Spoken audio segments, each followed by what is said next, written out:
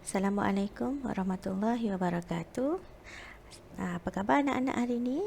Okey, bertemu lagi kita hari ini. Kita masih lagi dalam bab yang pertama, iaitu biodiversity. Baiklah, untuk hari ini kita akan masuk kepada subtopik yang seterusnya, iaitu pengelasan tumbuhan. Okey, seperti haiwan juga, kita ada pelbagai jenis tumbuhan dalam dunia. Okey, baik, kita tengok dulu apa jenis-jenis ataupun bagaimana pengelasan tumbuhan dilakukan.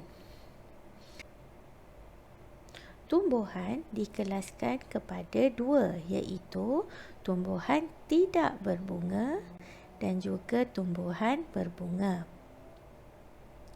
Ada beberapa istilah yang kamu perlu tahu.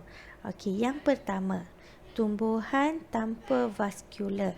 Apa maksud tumbuhan tanpa vaskular? Okey, tumbuhan yang ringkas dan kecil tanpa sistem vaskular. Okey, yang ringkas dan kecil. Okey, tumbuhan vaskular ialah tumbuhan yang mempunyai vaskular yang mengangkut air dan makanan ke seluruh bahagian tumbuhan. Okey, sistem vaskular ni dia ada dua bahagian pada tumbuhan yang kita panggil sebagai sistem vaskular. Tujuan dia ataupun fungsi dia adalah untuk mengangkut air dan makanan ke seluruh bahagian tumbuhan. Tumbuhan ini juga mempunyai akar, batang dan daun yang nyata. Okey. Baik. Pertama kita tengok pada tumbuhan tidak berbunga. Okey. Tumbuhan tidak berbunga terdiri daripada lumut, paku pakis dan juga konifer. Ada 3 sahaja. Okey, lumut, paku pakis dan konifer. Apa itu lumut? Okey, lumut membiak dengan menghasilkan spora, bukan vaskular. Okey, lumut ni yang kita biasa tengok atas batu. Itu lumut yang warna hijau tu kan. Okey, dia bukan vaskular, dia hanyalah tumbuhan yang ringkas. Okey, paku pakis. Ni adalah contoh paku pakis. Biasa tengok kan? Okey, membiak dengan menghasilkan spora. Di mana bahagian spora dia? Spora dia ada di bawah daun. Okey, dan dia adalah tumbuhan vaskular sebab dia besar. Konifer membiak dengan menghasilkan kon dan dia adalah vaskular. Ni kon dia. Okey. Baik, kita tengok pula pada tumbuhan berbunga. Tumbuhan berbunga menghasilkan tumbuhan yang akan menjadi buah dan mempunyai biji. Okey, tumbuhan berbunga ni daripada bunganya nanti dia boleh menjadi buah yang kita makan dan mempunyai biji benih. Setiap biji benih mempunyai kotiledon, iaitu makanan simpanan yang digunakan oleh biji benih untuk bercambah. Okey, nanti kita tengok biji benih yang mempunyai satu kotiledon dipanggil monokotiledon. Okey, biji benih yang mempunyai sepasang kotiledon dipanggil dikotiledon. Secara mudahnya ini begini, kalau satu mono. Okey, kalau dua sepasang maksudnya dua lah kan. Okey, kalau dua di. Okey, ingat macam tu je. Mono means mono bermaksud satu. Di bermaksud dua. Okey, ini adalah contoh-contoh tumbuhan yang berbunga. Okey. Alright, apa perbezaan antara monokotiledon dengan dikotiledon? Okey, pertama kita tengok pada bilangan kotiledon. Apa tu kotiledon ni? Kalau kita tengok jagung contohnya, dia hanya ada seketul saja kotiledon. Isi yang kita makan jagung tu. Itu adalah kotiledon. Okey. Kalau di kotiledon ada 2 kotiledon. Contoh kacang. Kita boleh bahagi kepada 2 bahagian. Okey. Tumbuhan monokotiledon akarnya berakar serabut. Okey. Dikotiledon akarnya akar tunjang. Okey. Daun monokotiledon daun berurat selari. Dikotiledon daun berurat jejala. Monokotiledon batang pokoknya dia berbatang lembut. Maksudnya kita boleh patahkan dengan tangan. Okey, kalau dikotiledon kebanyakannya pokok batang berkayu. Batang berkayu tu contohnya seperti pokok rambutan. Okey, kalau kita tebang pokok, okey, tunggul dia tu kan, kalau kita rasa dia seperti kayu. Okey. Contoh monokotiledon contohnya pokok padi, pokok jagung. Okey, boleh kenal je. Kalau kita tengok pokok padi, daunnya urat selari. Okey.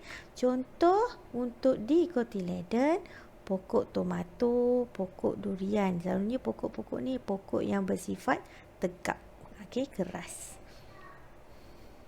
Okey, baik kita tengok maksud yang kita cakap tadi. Okey, berurat selari yang macam ni. Urat dia selari. Macam kalau kita tengok pokok jagung. Okey, pokok jagung daunnya begini. Pokok tebu. Okey. Akar serabut begini. Ini akar serabut. Okey. Urat jejala macam ni. Contoh kalau kita ambil pokok daun pokok rambutan. Okey, kita boleh nampak daun begini. Okey, maksudnya dia adalah dikotiledon. Ini berakar tunjang. Okey, apa maksud akar serabut dengan akar tunjang? Okey, akar serabut ni dia tak ada satu akar yang menjadi pasak. Okey, yang tengah-tengah dia tak ada apa-apa. Semua sama je. Halus-halus je semua. Okey, kalau berakar tunjang dia ada satu yang utama dekat tengah yang keras tegak dekat tengah. Okey, di tepi-tepinya dia ada anak-anak akar. Okey. Inilah contoh. Okey, di pokok jagung. Tengok daunnya. Okey, daunnya daun selari. Okey. Ini adalah pokok padi. Okey. Contoh pokok dikotiledon. Okey, ini adalah pokok durian. Okey, tengok daun dia. Boleh tengok ni batang dia batang berkayu. Okey. Ini tomato. Okey. Pokoknya nampak daun dia. Daun jejala. Okey, nak mudah kita tengok daun je. Okey, kalau mana yang daun selari tu maksudnya itu adalah tumbuhan monokotiledon. Kalau kita tengok daun dia jejala maksudnya dikotiledon. Okey. Alright, saya nak perkenalkan kamu kepada satu cara pengelasan yang kita sebut sebagai kekunci dikotomi. Okey. Kekunci dikotomi adalah satu cara yang digunakan oleh ahli biologi untuk mengenal pasti dan mengelaskan organisma-organisma secara sistematik berdasarkan persamaan dan perbezaan. Okey. Kekunci dikotomi dibina daripada beberapa siri kuplet. Okey, nanti kita tengok siri kuplet tu. Setiap kuplet terdiri daripada 2 pernyataan tentang ciri-ciri organisma atau kumpulan organisma yang tertentu. Okey, kita tengok contoh. Okey, ini yang kita panggil sebagai siri kuplet. 2 pernyataan. Okey, 2 pernyataan yang berbeza. Okey, dan kalau kamu tengok dia cirinya berlawanan. Contoh, poikiloterma lawannya homoioterma. Okey, bersisik lawannya tidak bersisik. Okey, tidak berbulu pelepah lawannya berbulu pelepah. Okey, tidak mempunyai insang, lawannya mempunyai insang. Kita ambil apa ciri-ciri yang ketara ada pada haiwan-haiwan ni. Okey. Okey, sebagai contoh, okey, katakanlah kita tak tahu haiwan-haiwan ni namanya apa. Okey. Okey, contoh kita ambil yang pertama ni. Haiwan yang pertama ni. Okey, kita cek. Okey, dia Poikiloderma atau dia Homoeotherma. Okey, kita cek, kita kata, oh dia adalah Poikiloderma. So, kita tengok Poikiloderma, pergi ke nombor 2. Okey, pergi nombor 2. Bersisik, tidak bersisik. Okey, ni bersisik ke tak? Okey, bersisik. Bersisik, pergi ke nombor 4. Okey, pergi nombor 4. Okey, ada insang, mempunyai insang atau tidak mempunyai insang? So, mempunyai insang. So, namanya adalah ikan bawal. Begitu. Okey, contoh kedua. Baik. Haiwan ini, Poikiloderma atau Homoeotherma? Okey, kita tahu dia adalah Homoeotherma. Okey, pergi ke nombor 3. Okey, berbulu pelepah atau tidak berbulu pelepah?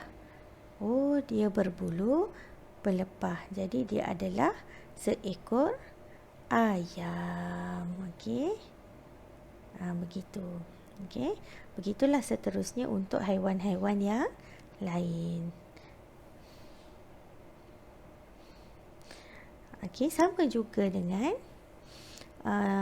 untuk pengelasan kekunci dikotomi untuk tumbuhan, sama sahaja. Okey, kita tengok pokok pertama. Berbunga ke tidak berbunga? Okey, dia berbunga. Pergi ke nombor 3. Okey, monocotyledon atau dicotyledon? Okey, kita dah tahu jagung adalah monocotyledon. Jadi, dia adalah pokok jagung. Macam itulah. Okey, itu saja untuk kelas kita hari ini. Tahniah kerana kamu berjaya memberi perhatian yang baik. Kita jumpa lagi untuk kelas yang akan datang. Stay safe. Bye. Assalamualaikum warahmatullahi wabarakatuh.